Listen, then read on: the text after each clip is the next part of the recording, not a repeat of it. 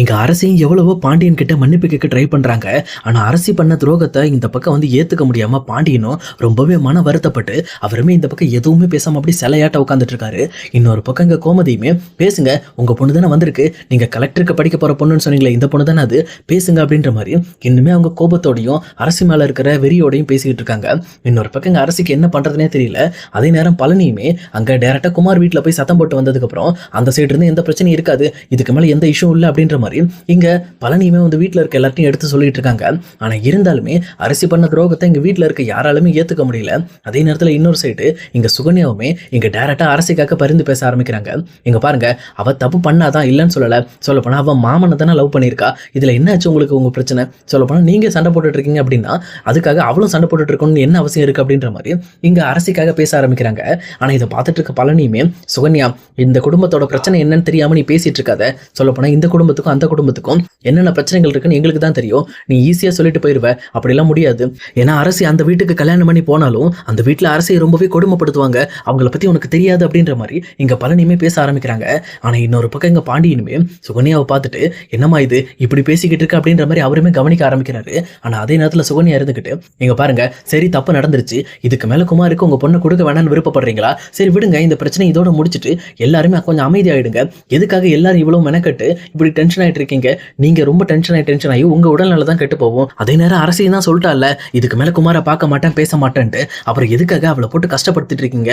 எல்லாரும் தப்பு செய்யறது தானே. அதுக்காக அவ செஞ்ச தப்ப சொல்லி காட்டி அவளை ரொம்ப கஷ்டப்படுத்திட்டே இருக்காதீங்க. கொஞ்சம் ஃப்ரீயா விடுங்க அப்படின்ற மாதிரி எங்க சுகன்யாவும் அந்த பிரச்சனையை முடிச்சு வைக்க ட்ரை பண்றாங்க. ஆனா அதே நேரத்துல இதை தெளிவா புரிஞ்சுக்கிட்ட மீனாவுமே, ஆமா இவங்க சொல்றது சரிதான், நம்ம இந்த பிரச்சனை இதோட விடுவோம். இதுக்கு மேல அரசியை நம்ம பார்த்து இது பண்ணிக்க வேண்டியதான். அவதான் அந்த விஷயத்துல குமார் கிட்ட பேச மாட்டேன், இனிமேல் பார்க்க மாட்டேன்னு சொல்லிட்டால, அப்புறம் எதுக்காக விடுங்க அப்படின்ற மாதிரி எல்லாருமே அந்த விஷயத்தை காம் பண்றதுக்காக அவங்கவுங்க அவங்க ரூமுக்கு போயிடுறாங்க. இன்னொரு பக்கம் அரசி அங்கேயே நின்று மறுபடியுமே பாண்டியனை பார்த்து அழுதுகிட்டு இருக்காங்க. ஆனா இந்த சுகன்யாவுமே, கவலைப்படாத அரசி, கண்டிப்பா அப்பா அவங்க கிட்ட பேசுவாரு. நீ பண்ண தப்புக்காக தான் இப்படி பண்ணிட்டு இருக்காரு. இதுக்கு மேல அவருக்கு நீ நல்ல பொண்ணா நடந்து காட்டு, அதுவே போதும், அவர் நிம்மதியா இருப்பார் அப்படின்ற மாதிரி இந்த பக்கம் பாண்டியனை பத்தி இன்னுமே பெருமையா பேசுற மாதிரி சுகன்யா கொஞ்சம் பேசிக்கிட்டு இருக்காங்க. இது கேட்டோம்னா அரசியுமே வேற வழி இல்லாம சுகன்யாவோட சேர்ந்து மறுபடியுமே இங்க அவங்களோட ரூமுக்கு போயிடுறாங்க. கரெக்டா இங்க இன்னொரு பக்கம் அங்க கோமதியுமே, எங்க விடுங்க, இதுக்கு மேல இந்த தப்ப பண்ண மாட்டாங்க, நீங்க எதுக்கு இடிஞ்சு போய் உட்காந்துட்டு இருக்கீங்க?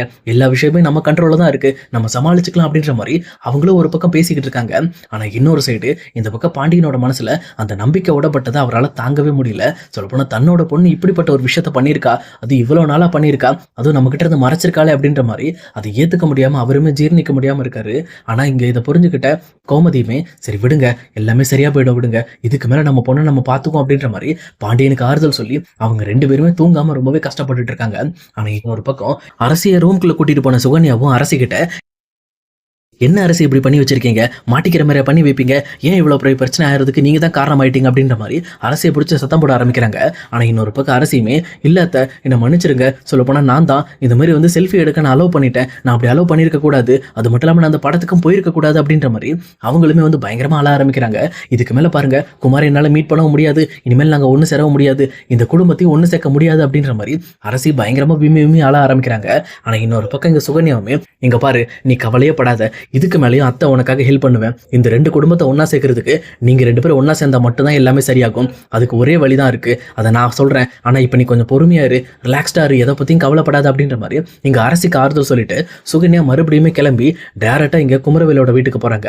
அங்க போன உடனே டைரக்டா குமாரோட ரூமுக்கு போயிட்டு குமாரோட கணத்துல பலார்னு ஒரு அற விட்டது மட்டும் இல்லாம எங்க குமாரை பிடிச்சி சத்தம் போட்டு பேச ஆரம்பிக்கிறாங்க. ஏண்டா ஏன் இப்படி பண்ண? அவ படத்துக்கு வந்தானா படத்தை மட்டும் பார்த்துட்டு ரெண்டு பேரும் கிளம்பி வர வேண்டியதானே, அங்க போய் செல்ஃபி எடுக்கிறேன் அதை எடுக்கிறேன்னு சொல்லி தேவையே இல்லாம அரசியோட அவன் அண்ணன் கண்ணில் மாட்டி இப்ப பாரு எவ்வளவு பெரிய பிரச்சனை ஆயிட்டு இருக்கு. இனிமேல் அரசி உங்ககிட்ட பேசவே மாட்டேன், உன்னை பார்க்கவே மாட்டேன்னு வீட்டுல சத்தியம் வேற வாங்கிட்டு விட்டுருக்காங்க. இதுக்கு மேல என்ன நடக்கும் சொல்லு அப்படின்ற மாதிரி அவங்களும் கொஞ்சம் கோவப்பட ஆரம்பிக்கிறாங்க. ஆனா இன்னொரு பக்கம் எங்க குமாருமே, இல்லாத நானுமே வந்து இப்படி நடக்கும்னு நினைக்கவே இல்லை, அவர் அந்த தியேட்டரோட அந்த காம்ப்ளெக்ஸ்குள்ளே வந்துட்டாரு, எனக்கு தெரியாது, அவர் ஏதோ பர்சனல் ஒர்க்கா வந்திருப்பாரு போல இருக்கு, அங்க வந்துட்டு என்கிட்ட கேட்டாரு, அவர்கிட்ட நான் சண்டை கூட போடல, ரொம்பவே ஓப்பனா, மச்சான் நான் உங்களோட தங்கச்சியை லவ் பண்றேன் அப்படின்ற மாதிரி அவர்கிட்ட ஓப்பனா தான் பேசினேன் அப்படின்ற மாதிரி சொல்றாங்க.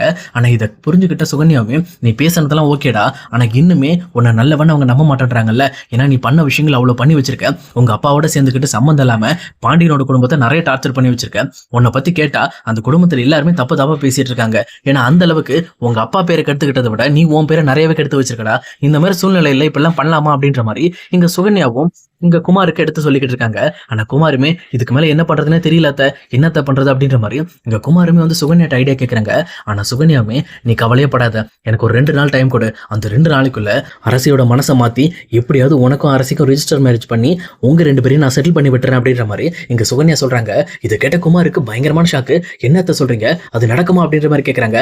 டேய், நான் மனசு வச்சா எல்லாமே நடக்கும்டா, நீ கவலைப்படாத, நான் பாத்துக்கிறேன். இந்த சுகன்யா மனசு வச்சா எதையுமே நடத்தி வைக்காம விட மாட்டா அப்படின்ற மாதிரி அவங்களும் மறுபடியும் அரசி கிட்ட பேச போறாங்க. அங்கிருந்து அரசி கிட்ட போயிட்டு, இங்க பாரு அரசி, நான் இப்ப குமாரவேல்கிட்ட போய் பேசிட்டு வந்தேன். அவன் ரொம்பவே கஷ்டப்பட்டுட்டு இருக்கான், உனக்கு ஏதாவது ஆயிடுச்சான்னு சொல்லி ரொம்பவே பதறிக்கிட்டு இருக்கான். ஏன்னா அந்த அளவுக்கு அவன் மேல லவ்வா இருக்கான் அப்படின்ற மாதிரி மறுபடியுமே குமாரை பத்தி ரொம்ப பெருந்தன்மையா பேசிக்கிட்டு இருக்காங்க. ஆனா இன்னொரு பக்கம் இங்க அரசியுமே மறுபடியுமே குமாரை ஏதாவது வீட்டுல ஏதாவது திட்டினாங்களா, அவங்க வீட்டுல ஏதாவது குமார் அடிச்சாங்களா அப்படின்ற மாதிரி கேட்கறாங்க. அப்ப மறுபடியும் அரசியோட மனசுல கொஞ்சம் இடம் பிடிக்கிறதுக்காக, ஆமா குமாரோட அப்பா தான் குமாரை போட்டு லெஃப்ட் ரைட் வாங்கி வச்சிருக்காரு, அவனுக்கு கண்ணெல்லாம் வீங்கி போயிருக்கு, எல்லாம் இந்த மாதிரி இப்படி ஒரு லவ் பண்ணதுக்காக தான் அப்படின்ற மாதிரி அவங்களும் கொஞ்சம் ஏத்தி விட்டுட்டு இருக்காங்க. ஆனா இதை பார்த்துட்டு இருக்க அரசிக்கு ரொம்பவே கஷ்டமா இருக்கு. என்னால தானே குமாரும் இப்ப அடி வாங்கிட்டு இருக்கான், நான் கொஞ்சம் இந்த விஷயத்துல விலைக்கு போயிருந்தேன்னா எல்லாமே சரியா இருக்கும்ல, நானும் நல்லா இருந்திருப்பேன், குமாருக்கும் எந்த பிரச்சனையும் வந்திருக்காதுன்னு சொல்லி ரொம்ப சென்டிமெண்டா அரசியுமே பேச ஆரம்பிக்கிறாங்க. ஆனா சுகன்யாவும், இங்க பாரு, நீங்க 2 பேரும் இப்படி தள்ளி போறதெல்லாம் தப்பான விஷயம். நீங்க ஆல்ரெடி வந்து 2 பேரும் ஒண்ணுக்குள்ள ஒண்ணா கலந்துட்டீங்க. ஏன்னா உன் மனசு அவகிட்ட இருக்கு, அவ மனசு உங்ககிட்ட இருக்கு. நீங்க தான் லவ் பண்றீங்கல்ல, அப்புறம் எதுக்காக பயப்படுறீங்க? நீ தைரியமா ஒரு விஷயத்த முடிவெடுத்த வேண்டிய டைம் வந்துருச்சு. சொல்ல போனா இப்போ உங்க 2 குடும்பத்தையும் சேர்க்கறதுக்கு ஒரே வழினா இது மட்டும்தான் ஒரே வழி. இது நீ எப்படியாவது குமார கல்யாணம் பண்ணி ஆகணும். அதை பண்ணிட்டேன்னா ஆட்டோமேட்டிக்கா அவங்க 2 குடும்பமும் சரியாயிடும். ஆனா இந்த விஷயத்துல உங்க குடும்பத்தோட ஆட்களை பத்தி நீ யோசிச்சு தயங்கிட்டேன்னா மறுபடியும் இந்த 2 குடும்பமும் சேர வாய்ப்பு இல்லை. அது மட்டும் இல்லாம நீங்க 2 பேரும் லவ் பண்ணிட்டு இருந்ததுக்கு உண்டான அர்த்தமும் இல்லாம போயிடும் அப்படின்ற மாதிரி இன்னொரு பக்கம் சுகன்யா ஏத்தி விட்டுட்டு இருக்காங்க. ஆனா இதை கேட்டுட்டு இருக்க அரசியுமே, என்னத்த சொல்றீங்க, நீங்க சொல்ற மாதிரி நான் அப்படி கல்யாணம் பண்ணா எவ்வளவு பெரிய பிரச்சனையாக உங்களுக்கு தெரியுமா? சொல்ல போனா எங்க அம்மா அவ்வளவுதான் என்னை வெட்டியே போட்டுருவாங்க. அதை விட முக்கியமா குமாரோட அப்பாவுமே குமாரை ஒரு வழி பண்ணிடுவாங்க அப்படின்ட்டு எங்க அரசியுமே சொல்றாங்க. ஆனா அதை கேட்ட சுகன்யாவும், இங்க பாரு, அப்படி உங்க 2 பேரும் எதுவும் பண்ண நான் விட மாட்டேன். நீங்க சட்டப்படி போனா யாரும் உங்களை தடுக்க முடியாது. ஏன்னா நீங்க நார்மலா ஒரு மேரேஜ் கோயில்ல பண்ணீங்கன்னா கண்டிப்பா வந்து யாருனாலும் தடுக்கலாம். மறுபடியும் உங்களை அந்த கல்யாணத்தை பிரிச்சுட்டு வேற ஒரு கல்யாணம் பண்ணி வைக்க வாய்ப்பு இருக்கு. ஆனா இப்ப நீயும் மேஜர், அதே நேரத்துல அவனும் மேஜர், 2 பேரும் மேஜரா இருக்கீங்க, எந்த ஒரு பிரச்சனையும் கிடையாது. ரிஜிஸ்டர் ஆஃபீஸ் போயிட்டு நீயும் அவனும் சேர்ந்து கல்யாணம் பண்ணீங்கன்னா யார் நினைச்சாலும் பிரிக்க முடியாது.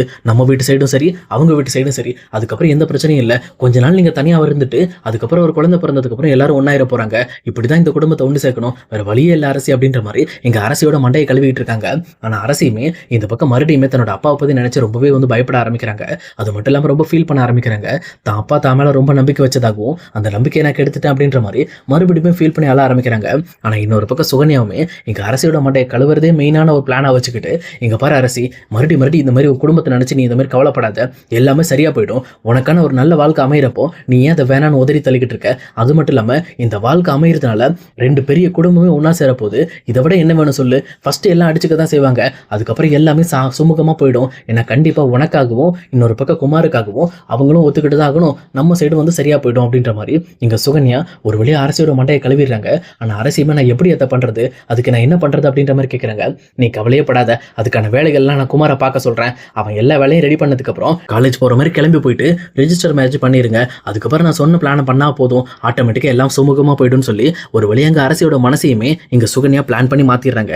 சொல்லப்போனா இந்த மாதிரி இங்க அரசியும் குமாரும் கல்யாணம் பண்ணிக்கிட்டாங்கன்னா இங்க பாண்டியனோட வீட்லயும் இன்னொரு பக்கம் முத்துவேல் சக்திவேலோட வீட்லயும் என்னதான் நடக்க போகுது அப்படிங்கறத நம்ம இனி வரப்போற எபிசோட்ல கண்டிப்பா பார்க்கலாம் guys.